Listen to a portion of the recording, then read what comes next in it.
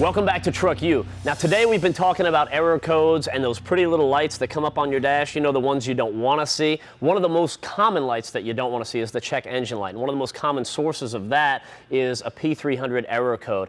And really what throws that up a lot is an issue with the ignition coil. You know, we talk about ignition coils, it's a great opportunity for us to kind of take you, well, back a step and talk about the evolution of the coil. In 1909 was the first type of ignition coil, and that was a distributor type system. And it's something that's prevalent in NASCAR today, and I actually run one in my drag race car. Now the way the whole system works is you've got a single coil which is feeding spark to a distributor, which does exactly what you would think. It distributes the spark to the entire engine. Now this is how it works is in this application you have the distributor slide in through the top of the engine, and it's been driven in a circle like this off of the camshaft.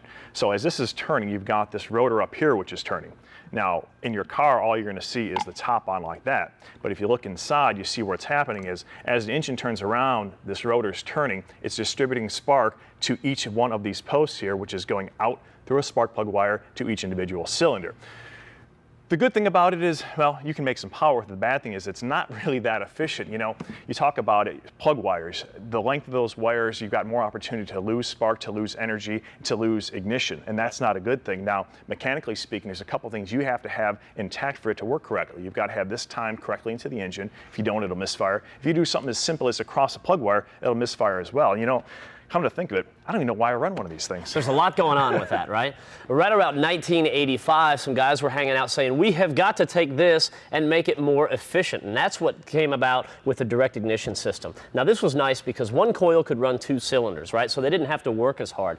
Then basically this was electronically driven, not mechanical. So it's not being driven by the cam anymore, so it's not going to rob any power of the engine. So that was the idea. You know, the next step in the evolution was really to make it a little bit smaller, not take any power from it, and run it electronically. And this was a good step in the right direction. Now in 1995, things evolved to the ignition cassette, as you can see right here. Now the whole advantage to this is you've got a very short amount of time and space that the spark has to travel. You've got less opportunity to lose spark and lose energy.